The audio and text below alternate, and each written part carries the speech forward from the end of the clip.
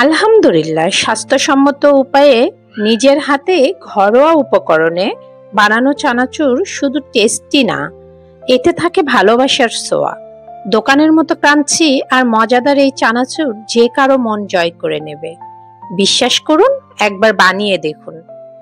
আমি প্রথমেই 3 কাপ বেসন নিচ্ছি। বেসনকে খুব ভালোভাবে চেলে নিয়েছি। তারপরে আমরা বেসনের ভিতরে ঘরে থাকা বেশ কয়েকটা সামান্য উপকরণ ব্যবহার করব। এই যে লবণ, হালকা একটু হলুদ এবং একটি মিক্সড হিং। এটি মূলত দেওয়া হয় হজমের জন্য, যাতে হজমের কোনো অসুবিধা না হয়। তার সঙ্গে দিলাম একটুখানি লাল মরিচের গুঁড়া।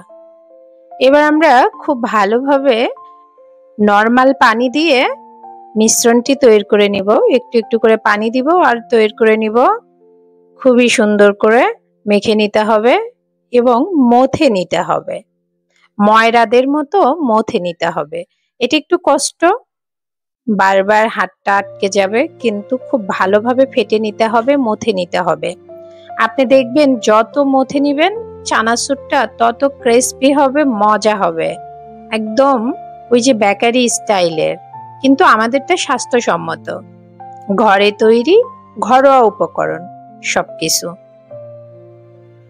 যতটা পারবেন ঘরেই বাচ্চাদেরকে তৈরি করে দিবেন।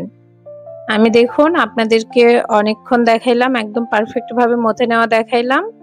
এ পর্যায়ে একটি বোতল ছিদ্র করে নিয়ে বোতলটাকে পলিথিন অথবা পাইপিং ব্যাগের ভিতরে ঢুকে নিব এবং ছিদ্রযুক্ত মুখটা লাগিয়ে নিব। এবার আমি পাইপিং ব্যাগে বেটার ভরার কৌশলটি আপনাদেরকে বলে দিচ্ছি। এই যে গ্লাসের ভিতরে পাইপিং ব্যাগটি ভালোভাবে বসিয়ে তার ভিতরে সমস্ত বেটার ঢুকে দিলাম। এভাবে দিলে কোনো বেটার অপচয় হয় না, নষ্ট হয় না। একটি কড়াইয়ে সাদা তেল নিয়ে তেলটা গরম হওয়া পর্যন্ত অপেক্ষা করব।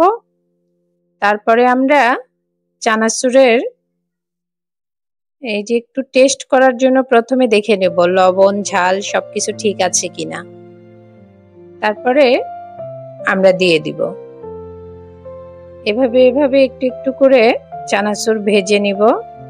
এটা কিন্তু অনেক শক্তি লাগে, দেখুন আমি 2 হাত দিয়ে চাপতেছি, অনেক শক্তি প্রয়োজন।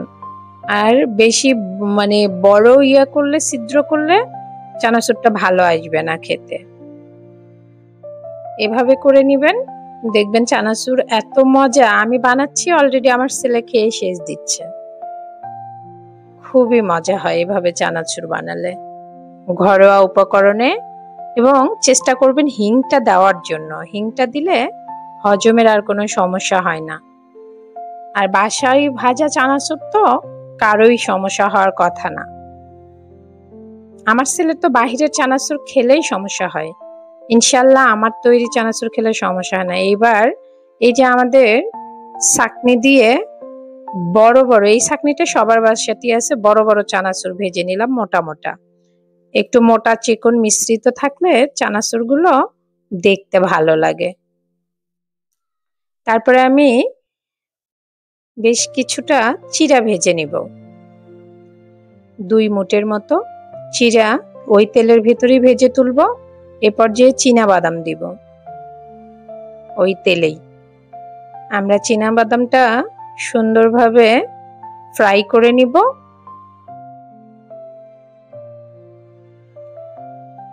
এবার আমরা চানাচুরটা পরিবেশন করব। আমরা মোটা চিকন সব রকমের চানাচুর এখানে ভেঙে একটা সার্ভিং ডিশে নিচ্ছি। চিড়া দিলাম 2 মুঠ এবং 1 মুঠ বাদাম দিলাম।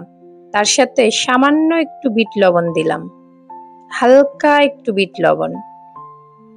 দেখবেন চানাচুরটা খেতে কত মজা। Thank you.